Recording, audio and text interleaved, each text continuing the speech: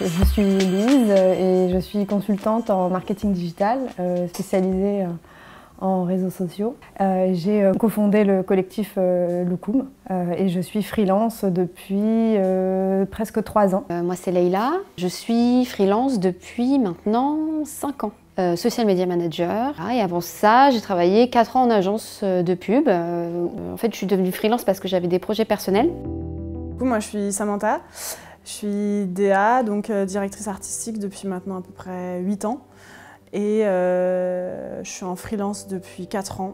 Et j'ai cofondé le collectif Loukoum. Quand je me suis lancée en free, moi je m'étais dit je ne vais pas être gourmande tout de suite et je ne vais pas prendre un bureau. Enfin, financièrement, c'est pas possible, je vais bosser de chez moi. Et j'ai vu mon énorme écran chez moi, sur mon tout petit bureau, dans mon 25 mètres carrés. Je me suis dit, en fait, c'est pas du tout possible. Et en fait, ça m'a apparu assez primordial pour moi de partager mon quotidien avec des gens qui étaient free depuis plus longtemps, qui m'ont donné plein de conseils sur la facturation, sur comment répondre à des clients, sur comment gérer des conflits.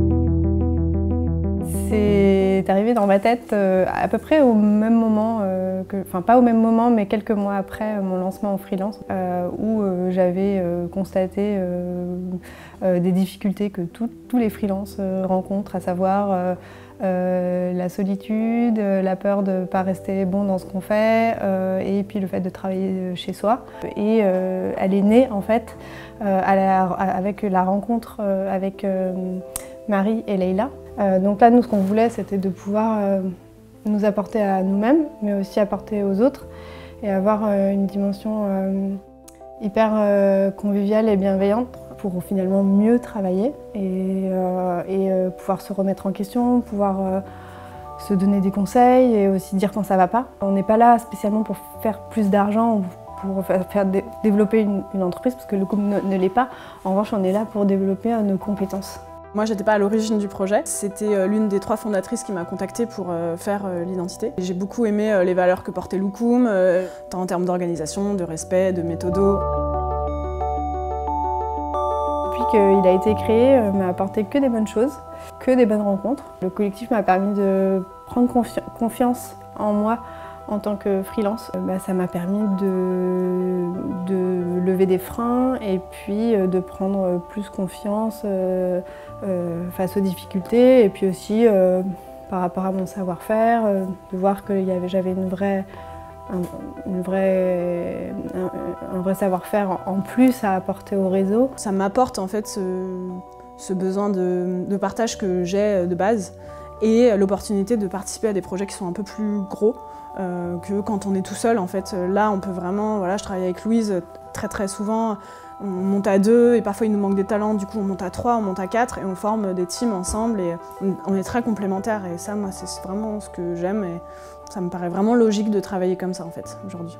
Il y a aussi ce travail de veille qu'on n'a pas forcément le temps de faire. Il y a aussi on s'échange. On a des regards sur le travail des uns et des autres parce qu'on se donne des conseils et on veut qu'un travail, quelque chose qui sort de chez Loukoum soit parfait. Et en fait, on apprend des uns des autres. Et c'est vrai qu'il y a certaines visions de méthodes de travail où je me suis dit « Ah ouais, j'avais pas pensé comme ça, mais finalement oui, ou peut-être oui, on s'aide en fait mutuellement. » Et donc moi, j'ai eu l'impression d'avoir appris beaucoup de choses. Ouais. Les agences disent « Oui, votre agence, c'est bien, t'as ouvert une agence. » Alors non, c'est pas une agence. On essaye vraiment de s'y tenir parce que on est des freelances et qu'avant tout, c'est ça qu'on met en avant. Pour moi, la différence entre une agence et un collectif, en tout cas avec le collectif Loukoum, c'est vraiment qu'on va, je sais pas, il va y avoir un projet luxe, on va pouvoir mettre en avant, monter une team de gens qui ont le talent, qui ont l'habitude de travailler sur ce secteur, ou alors qui n'ont pas l'habitude parce que ça peut être hyper intéressant pour avoir une approche différente. Mais en tout cas, une équipe qui est adaptée. Alors la différence entre une plateforme de freelance et un collectif, en tout cas comme nous on l'entend, c'est qu'il y a une vraie notion de sélectivité et de confiance qu'il ne peut pas y avoir sur une plateforme. Là, on ne peut pas connaître 10 000 freelances et leur manière de travailler. Une plateforme va avoir du mal, il y en a qui le font, mais à monter une équipe sur mesure. Il y en a qui vont évidemment pouvoir très bien le faire en allant cibler les bons profils. Mais nous, on aura la garantie que non seulement c'est les bons profils, mais en plus, ils savent travailler ensemble et ils ont l'habitude de travailler ensemble. Et ça, pour le client, je pense que c'est hyper rassurant. Pour intégrer le collectif, en fait, il y a plusieurs étapes. En fait, c'est pour intégrer officiellement le collectif, on va dire qu'il devait y avoir une mission effectuée avec Loukoum et validée. Il y a un formulaire déjà sur le site pour s'inscrire et pour qu'on puisse connaître les profils. Ce qu'il faut renseigner, en fait, c'est les domaines dans lesquels on est le plus à l'aise et de se dire, ok, dès qu'il y a une mission qui tombe, on peut faire appel à ces personnes-là qu'on ne connaît pas forcément. Et qu'on va tester. Voilà. On va tester lors de cette première mission. Et ensuite, si ça s'est bien passé, évidemment, la personne intègre Loukoum. Loukoum, ce collectif, c'est basé vraiment sur soit la recommandation, et donc après, les autres qu'on ne connaît pas, on les teste sur une première mission, et ils peuvent ensuite intégrer Loukoum. Parce qu'on a besoin de garantir, c'est ce qu'on garantit à nos clients, c'est cette confiance qu'on a et cette garantie de professionnalisme qu'on a sur nos Loukoum, en fait, nos Loukoum freelance. On a choisi de créer une association. En fait, ça nous permet de nous laisser la possibilité de facturer, chaque freelance facture en fait sa propre mission. La trésorerie, en fait, elle est redistribuée. On n'a pas un but lucratif de toute manière et que nous, on gagne de l'argent avec de toute façon nos missions freelance. Et que si on en gagne autrement, c'est pour redistribuer pour le collectif. On commence entre collectifs à se rencontrer. Donc nous, ce qu'on s'est toujours dit dans ces rencontres-là, c'est de se dire, si tu as une mission qui nous concerne, on s'appelle, parce qu'il y a forcément du travail à faire ensemble. Et nous, c'est la même chose. S'il y a je sais que s'il y a des missions brand content, on sait déjà à qui appeler. S'il y a une mission dev, on sait qu'il y a un autre collectif avec que des développeurs. Voilà, c'est jamais à jeter. Quand on est dans un collectif, on comprend qu'il n'y a aucune concurrence en fait. C'est que de la complémentarité. Il n'y a aucune concurrence entre tous les collectifs qui sont en train de se créer ou quoi. Au contraire, s'il y a un autre collectif de social media qui se crée, tant mieux. Parce que nous, de toute façon, on n'a pas l'objectif de faire un collectif avec 100 000 personnes. C'est pas du tout le but et c'est ingérable et ce serait contre nos valeurs.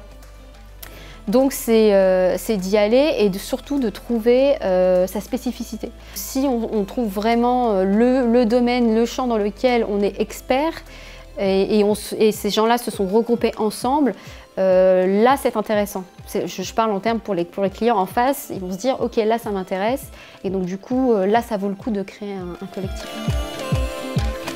Pour créer un collectif de freelance, déjà la personne, j'aurais envie de l'encourager parce que pour moi, pour nous, ça a été une bonne chose. Et le conseil que je pourrais donner, de ne pas faire un collectif pour faire un collectif, mais de réfléchir à en quoi ce collectif va apporter quelque chose de nouveau ou d'important dans sa vie de freelance. En tout cas, j'ai trouvé que c'était bien de le créer avec des gens qui n'étaient pas tellement proches,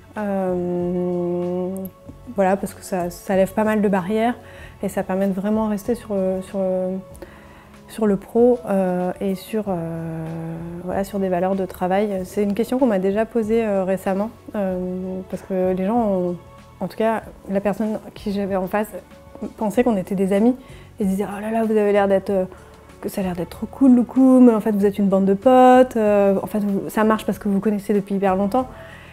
Et en fait, non, c'est ça qui est génial, c'est qu'on arrive à renvoyer une image chaleureuse et sympathique alors que c'est des relations de travail surtout. Bon, après, il se trouve qu'on lit des relations plus intimes et conviviales, mais c'est venu dans l'autre sens, quoi.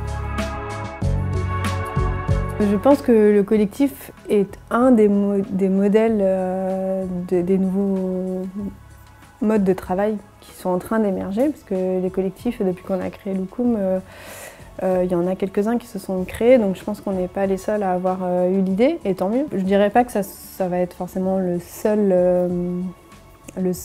modèle, comme l'a dit Samantha, je crois que ça ne peut pas forcément s'appliquer à tous les métiers indépendants.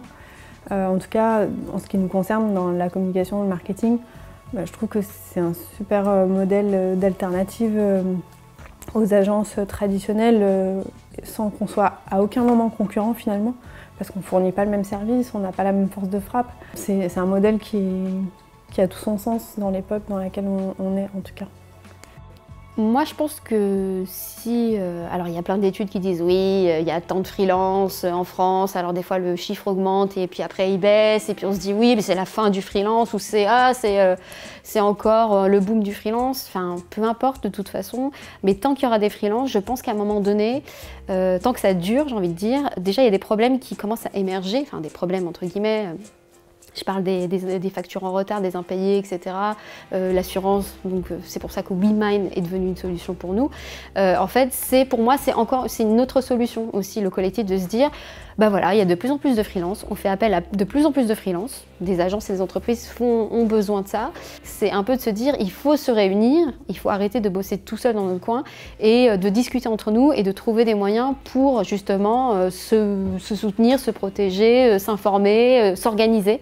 Et moi, je pense que oui, évidemment, les collectifs, pour moi, c'est juste le début, en fait. Là, il y en aura de plus en plus.